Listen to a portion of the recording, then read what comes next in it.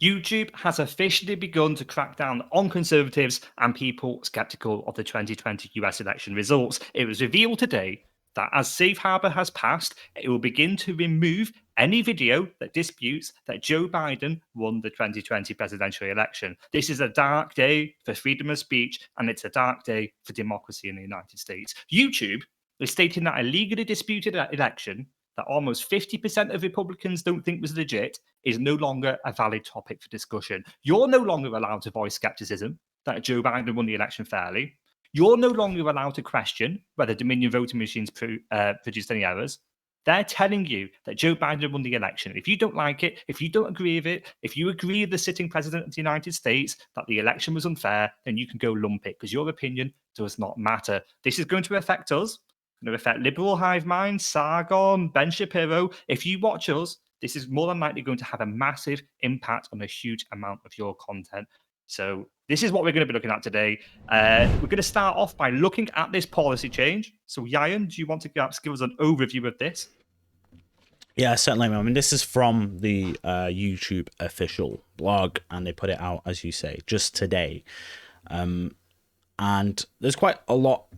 There's quite a lot on there. The most important information that I'll read to you is kind of like in the first 5 paragraphs. Okay, so it says, over the past weeks and months, we've seen people coming to YouTube to learn more about where and how to vote, or learning more about a candidate or an issue. We've seen news organizations grow their audience, and we've seen people turn to YouTube for the latest election results, or simply to follow an historic event with the highest voting turnout in over a century in the US. Our main goal going into the election season was to make sure we're connecting people with authoritative information while also limiting the reach of misinformation and removing harmful content. The work here is ongoing, and we wanted to provide an update.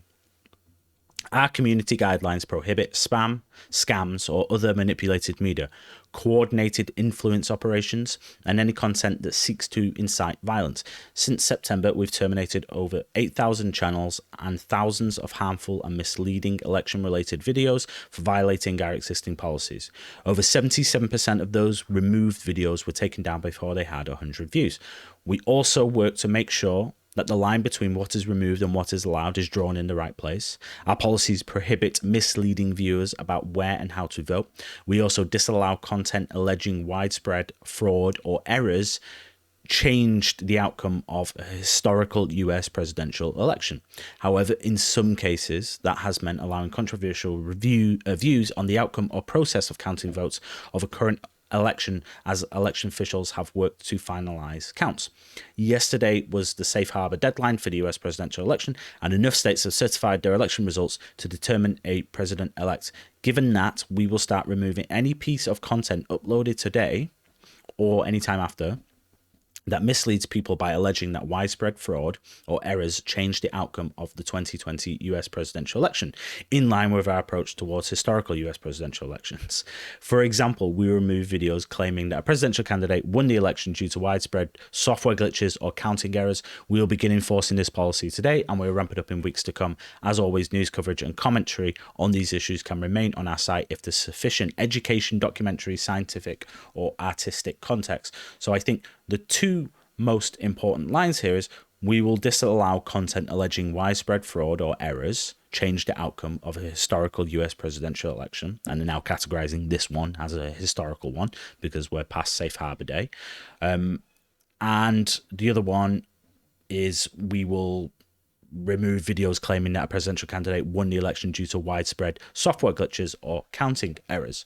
So I've been through quite a lot there, so I want to come back to you, but it seems effectively like YouTube are now claiming to have a monopoly on the truth.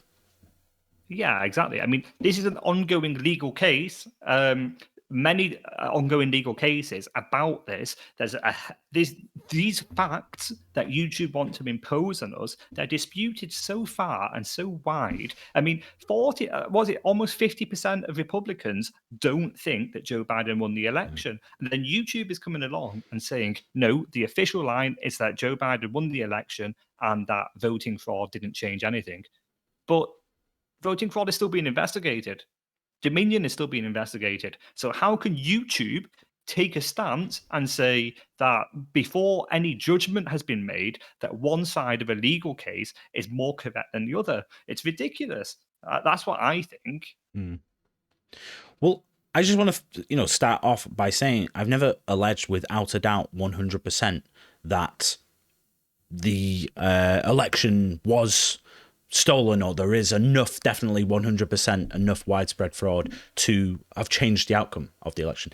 But the reason I say that is because I don't actually think there's many people that do claim that. I think most people say, listen, here's what happened. There's allegations, there's many voting irregularities, there's lots of data and analysis that looks a little bit weird, it looks a little bit strange, and there's hundreds of sworn affidavits of people alleging fraud. That's all evidence. Okay, it's not up to YouTube. Why do YouTube get to decide that evidence is worth talking about or not worth talking about? They get to decide. They're saying you're not allowed to look at this and draw an opinion from it and say whether or not you think that there was widespread fraud. You're not allowed to say. You're not allowed to look at the evidence and draw the conclusion that you think that there was widespread fraud. Now, like I said, there may or may not have been. But people are entitled to their opinion to look at that evidence and say whether they think or not that there is. Why is YouTube deciding to just clamp down on this one specific thing? They're trying to make us believe that this has always been the case with historic election. No, it hasn't. When has anyone? When have you ever heard of that at all? Like, there's all sorts of allegations, crazy allegations of videos on YouTube. None of them really ever get taken down. I mean, there's like whole communities that surfaced on YouTube talking about these things. So it doesn't make any sense. It really doesn't make any sense. Yeah, no, I mean, a big example of one of those communities, it's flat earthers, right? And the best way to challenge these ideas, if you don't agree with them, is expose them to daylight and expose them to scrutiny, because you get a flat earther on YouTube, and then a scientist will come along and he will dispute it, and he will make a video reply with the evidence, and then someone else will continue the debate by challenging that evidence. So you get a really cool, informative community, and it's taking perhaps an abstract concept, but whatever, and you get a huge debate about it. What's wrong with that? Why can't this be done here? Why can't you have? And in fact, progressives should be opposing this too. Democrats should be opposing this too, because by that process of engaging with the other side, by that process of, looking at the information together, it can be useful for the Democrats too. I mean, take, for example, let's say an allegation of fraud is made. Okay. If you put that on YouTube, then other people can look at that and see the evidence for themselves and verify it for themselves, and it might disprove it.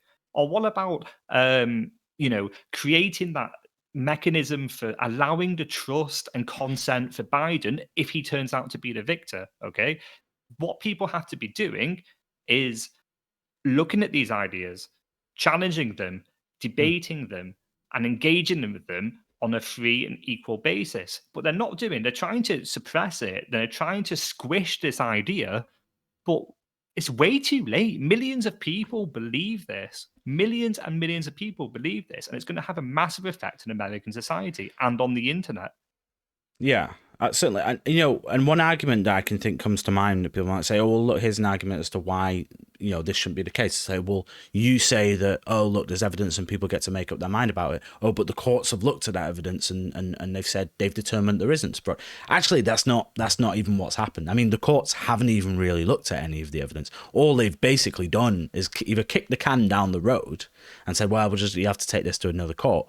Or they've said, well, we're not going to rule on this because we don't want to disenfranchise voters. Even regardless of what you have to present, we don't want to disenfranchise voters. So we're not even going to look at it. So the conversation hasn't even really been had whether or not this evidence, is merited and whether there's enough there to determine. But like you said as well, it's like you can go on YouTube, it's like flat earth communities, okay, saying that the earth's flat.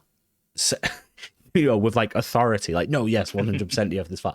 People convinced, that lizard people are basically like the queen is a lizard person, or like, or whoever, just like all of these, you know, like Bono is a lizard or something. Just like how many times I've seen weird videos and stuff like that. And it may very well be true. I don't know. Seems extremely unlikely, but it very well be true. Just let them talk and put out what they want to say. You know, it's like you say, put it in that free domain, let people talk about it and come to conclusions themselves. That's what free speech is about. You can't just suddenly decide that you're like this omnipotent arbiter of the truth who knows what is truthful and what isn't. It's like, it doesn't work that way. Some things obviously aren't, but even still, those, you just got to let people talk about it. But here's the thing as well, they just talk about historical elections. What about like the 1872 election? Electors were thrown out. Electors' votes were thrown out. That election, still by some, is disputed as to who really won. And it's like, and I'm not picking a side or anything, I just want to use that as an example. It's like, what about 2000? There's videos now, people still saying, oh, the Supreme Court stole the election for Bush.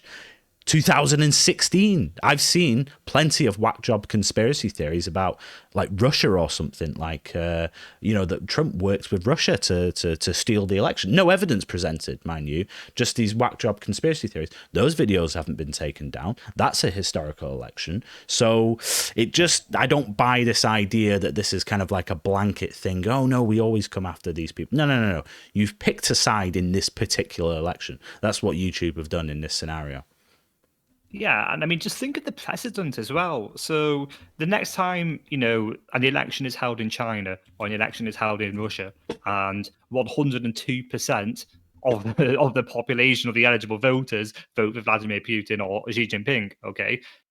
What? So when YouTube turns around and says, "Oh no, there's no evidence to say that didn't happen," you know, the official line is this, so that therefore we are banning any discussion of the Chinese elections or the Russian elections on YouTube. It's bizarre because you have to have an equal and uniform application of policy across a huge area, don't you? But YouTube's really set itself in a bind, and it's going to find itself being in a very difficult position with regards to challenging any official statements from now on. Another thing that it's going to find a difficulty with is it's going to find that a lot of its viewers are going to flee the platform. And Ryan, this is an idea you've espoused a number of times, that when YouTube tries to censor conservatives are going to go to right-wing alternatives, right? We saw the same with Twitter and Facebook. Everyone fled that, and now they're on Parler. And so you have like the kind of the left-wing sites like Twitter and Facebook and Reddit, and then you have like the right-wing sites like Parler.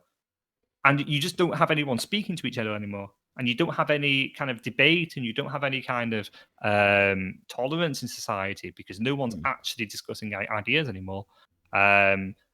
But I think that's kind of covers it for the week, unless you want to comment on that last. No, I'd just say like it just creates this divide where people are just arguing against straw mans and caricatures of what they think their political opponent looks like, and there's not actually any real conversation. You know, we've had people come out and on the other political, you know, aisle and asked questions and said, oh, what do you think about this and that? And it's like, great, I love it. I love it when that happens, because it just makes me think, well, maybe we're making a slight difference and actually reaching across there and building those bridges and building those bridges again to the other side, and actually people are having conversations, which would be great.